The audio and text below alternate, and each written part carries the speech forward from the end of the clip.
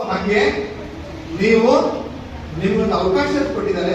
ಮಕ್ಕಳು ಶಿಸ್ತಿನಿಂದ ಕಲ್ತ್ಕೊಳ್ಳಿ. ಯೂನಿಫಾರ್ಮ್ ಅಂದ್ರೆ ಏನ್ ಗೊತ್ತಾ? ನೀವು ಹಾಕೊಳ್ಳುವಂತ ಯೂನಿಫಾರ್ಮ್ ಹಾಕೊಂಡಿದ್ರಲ್ಲ, ನಿಮ್ಮನ್ನ ಸೈನಿಕರ ತರ ಸೃಷ್ಟಿ ಮಾಡುತ್ತೆ. ನಾನು ಇವತ್ತು ಯೂನಿಫಾರ್ಮ್ ಹಾಕೊಂಡೇ ಬಂದಿದ್ದೆ ಮೇಡಮ್. ಆಕಸ್ಮಿಕವಾಗಿ ಇವತ್ತು ನನಗೆ ಯೂನಿಫಾರ್ಮ್ ಮೊನ್ನೆ ಒಂದು ಕಾರ್ಯಕ್ರಮದ ಬಗ್ಗೆ ಶಾಲೆ ಮಕ್ಕಳು ಬಿಟ್ಟರೆ ಯಾರು ಭಾಗವಹಿಸಲ್ಲ. ಹಿಂದೆಲ್ಲ ಊರಿನವರೆಲ್ಲ ಭಾಗವಹಿಸ್ತೀವಿ. ಒಂದು ಸ್ವಾತಂತ್ರ್ಯ ದಿನಾಚರಣೆ ಅಂತ ಇಡೀ ಊರನ್ನೇ ಹಬ್ಬದ ತರ. ಇವತ್ತು ನಾವೇನೆ ಅಯ್ಯೋ ಏನೋ ಬರ್ಬೇಕಲ್ಲ ಅಂತ ಬರುವಂತ ಪರಿಸ್ಥಿತಿ ಆಚರಣೆ ಮಾಡ್ತಾ ಇದೀವಿ. ಹಾಗಾಗಿ ಅದಕ್ಕೆ ಗೌರವ ಕೊಡಬೇಕು. ಆಮೇಲೆ ಮಕ್ಕಳು ಗೊತ್ತಾಯ್ತಲ್ಲ, ಶಾಲೆಗಳಲ್ಲಿ ಶಿಸ್ತು ಕಡಿಮೆ ಆಗ್ತಾ ಇದೆ. ಯಾಕೆ ಹೊಡೆಯಂಗಿಲ್ಲ ಅಂತ ಹೇಳಿ.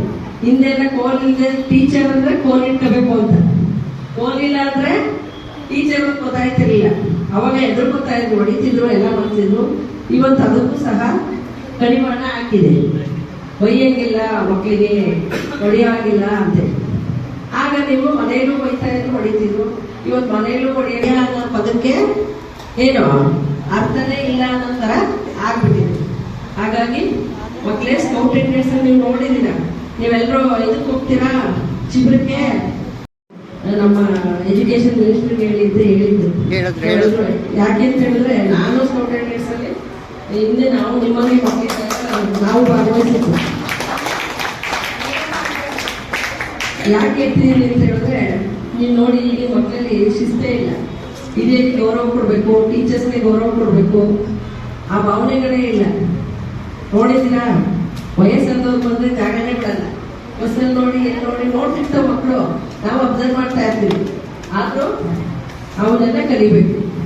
ಬರೀ ಓದೋದೇ ಅಲ್ಲ, ಗೊತ್ತಾಯ್ತಲ್ಲ. ಬರೀ ಓದಿದ್ರೆ ಪ್ರಯೋಜನ ಇಲ್ಲ.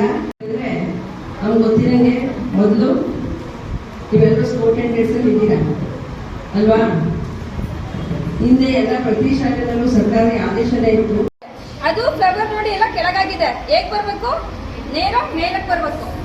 ಓಕೆನಾ? ಇಲ್ಲೂ ಅಷ್ಟೇ, ಲೆಫ್ಟ್ ಸೈಡಿಗೆ ಗ್ರೀನ್ ಕಲರ್ ಬ್ಯಾಟ್ ಬರ್ಬೇಕು. ಇದು ಮೆಂಬರ್ಶಿಪ್ ಬ್ಯಾಟ್. ಇದನ್ನ ಏನ್ ಮಾಡಿದೀರಾ? ಎಷ್ಟೋ ಜನ ಉಲ್ಟಾ ಮಾಡಿದೀರಾ. ಈ ಏನ್ 3 ಪೆಟಲ್ಸ್ ಇದೆ ಅಲ್ಲ, ಅದು ಮೇಲಕ್ಕೆ ಬರ್ಬೇಕು.